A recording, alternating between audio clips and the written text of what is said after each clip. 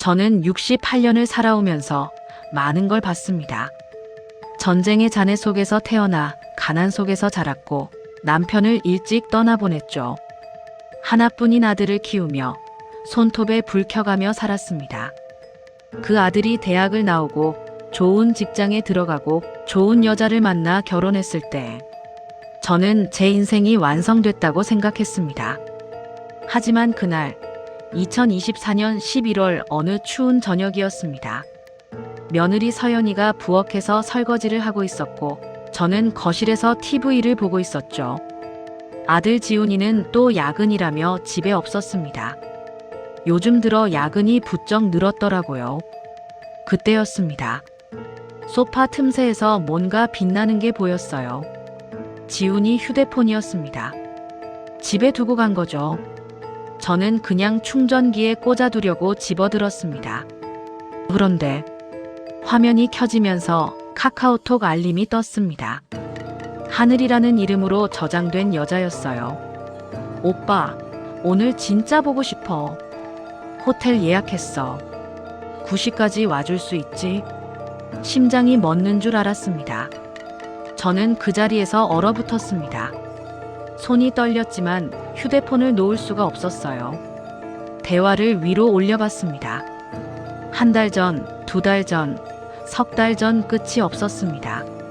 사랑해, 오빠, 우리 곧 함께 살 수 있겠지? 아내분한테는 언제 말할 거야? 라는 메시지들이 즐비했습니다. 그 순간 부엌에서 서연이가 나왔습니다. 어머니, 차 한 잔 드릴까요? 평소처럼 웃으며 다가오는 며느리를 보는데 가슴이 찢어지는 것 같았습니다. 저는 얼른 휴대폰 화면을 끄고 아무렇지 않은 척 말했습니다. 아니다, 괜찮아. 먼저 들어가 자거라. 서연이는 고개를 가우뚱하며 저를 바라봤습니다. 그 눈빛에서 저는 알았습니다. 이 아이도 이미 알고 있구나.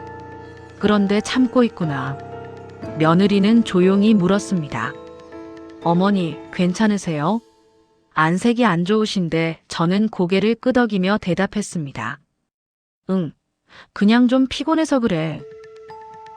서연이가 자기 방으로 들어간 후 저는 거실에 홀로 남았습니다. 휴대폰을 다시 들었습니다. 갤러리를 열었죠. 그리고 그곳에서 저는 더 끔찍한 걸 봤습니다. 두 사람이 함께 찍은 사진들이었습니다. 호텔 침대에서, 레스토랑에서, 바닷가에서 행복하게 웃고 있는 아들의 얼굴. 다음 날 아침 지훈이는 아무 일도 없었다는 듯 집에 왔습니다. 엄마, 밥 먹었어? 평소처럼 말을 걸었죠. 저는 냉장고에서 반찬을 꺼내며 대답했습니다. 응, 먹었다. 너 어젯밤 어디 있었냐? 지훈이는 잠깐 멈칫하더니 대답했습니다. 회사에서 야근했다니까. 왜 그래, 엄마? 저는 그 순간 참았습니다. 아직은 때가 아니었으니까요. 대신 물었습니다. 휴대폰 찾았냐? 지훈이는 주머니를 뒤지더니 당황한 표정을 지었습니다. 휴대폰이 없네. 엄마, 혹시 못 봤어? 저는 소파 쪽을 가리켰습니다. 거기 충전기에 꽂아뒀다. 지훈이는 휴대폰을 집어들고 화면을 확인했습니다. 그리고는 얼굴이 새하얗게 질렸어요. 아마 하늘에게서 온 메시지들을 본 거겠죠. 저는 그 모습을 지켜보며 생각했습니다. 내가 봤다는 걸 내가 눈치챘을까? 하지만 지훈이는 아무 말도 하지 않고 급히 방으로 들어가 버렸습니다.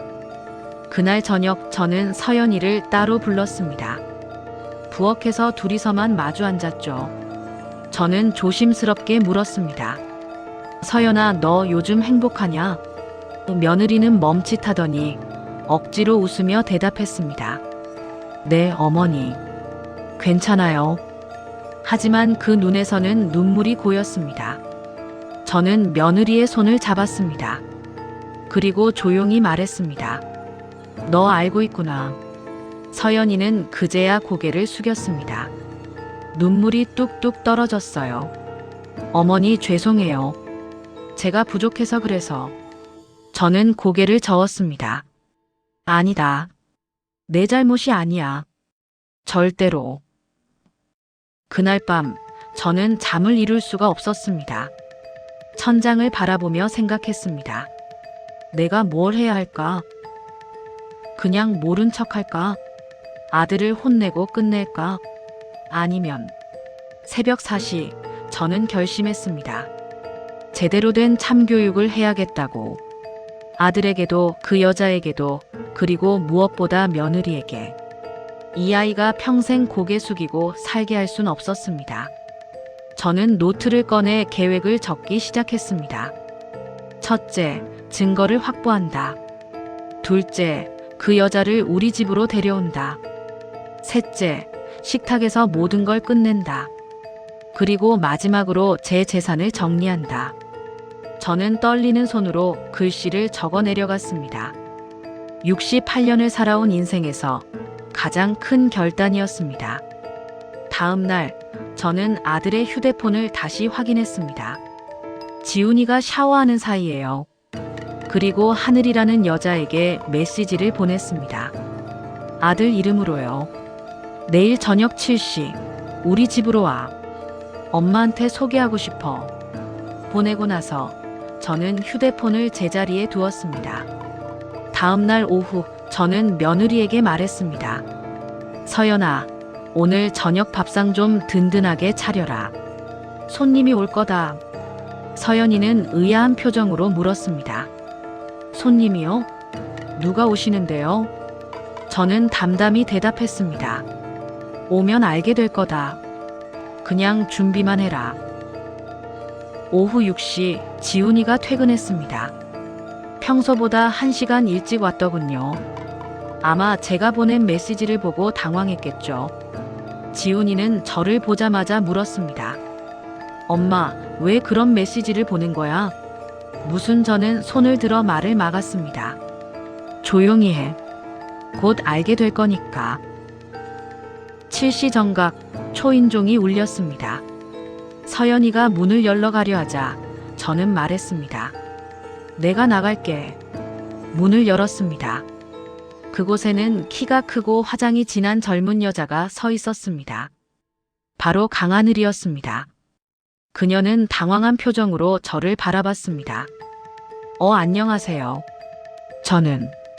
저는 차갑게 말했습니다. 들어와. 지훈이 기다리고 있어. 하늘은 망설이다가 안으로 들어왔습니다. 거실에는 지훈이와 서연이가 서 있었죠. 지훈이의 얼굴은 새하얗게 질렸고 서연이는 눈물을 흘리고 있었습니다. 하늘은 그제야 상황을 파악한 듯 뒤로 물러서려 했습니다.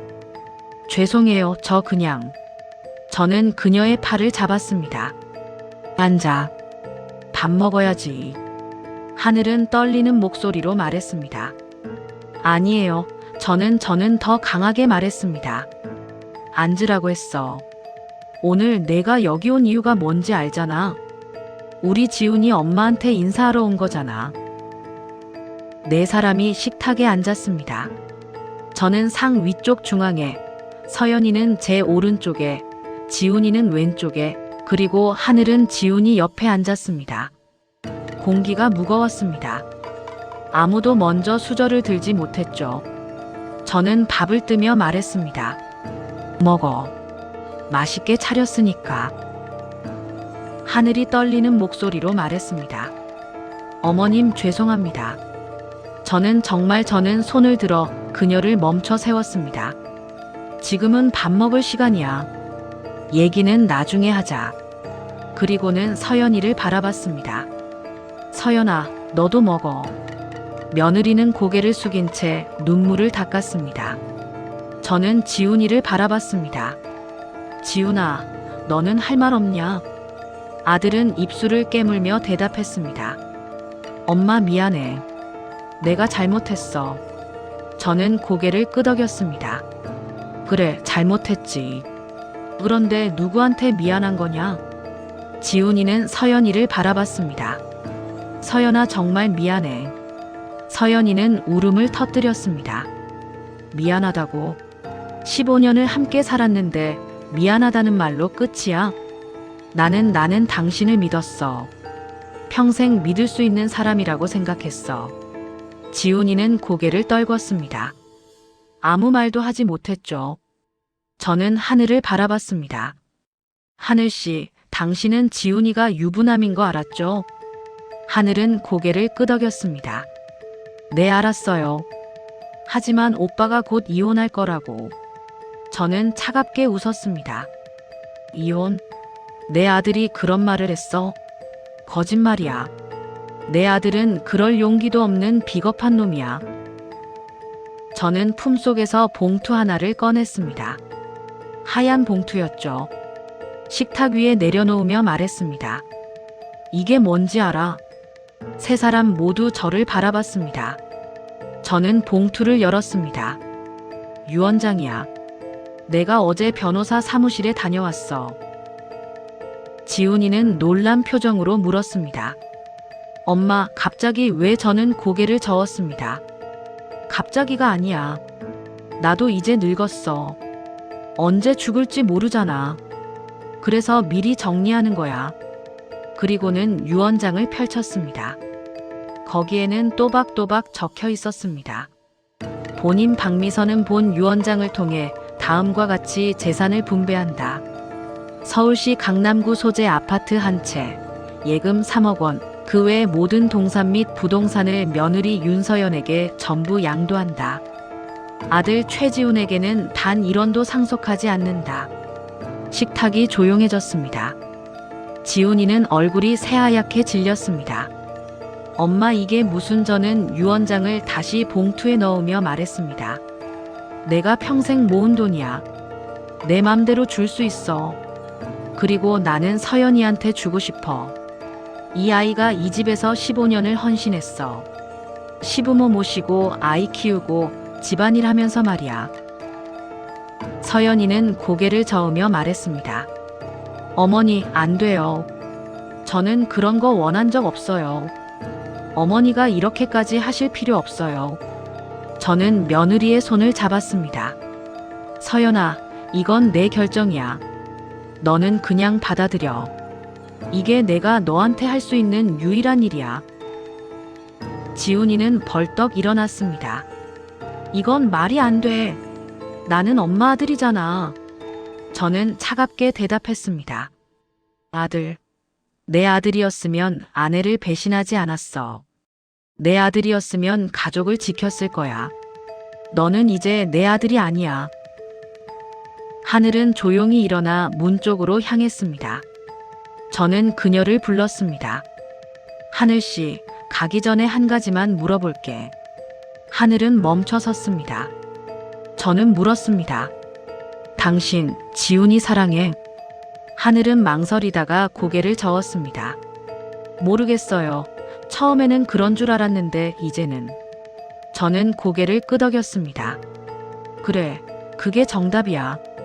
진짜 사랑은 이렇게 비겁하게 숨어서 하는 게 아니야. 진짜 사랑은 책임지는 거야. 하늘은 눈물을 흘리며 문을 나갔습니다.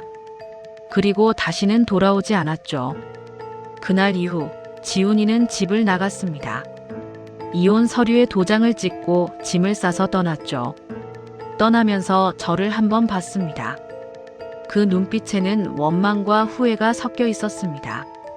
하지만 저는 돌아서지 않았습니다. 이게 맞는 일이었으니까요. 서연이는 처음에 많이 울었습니다.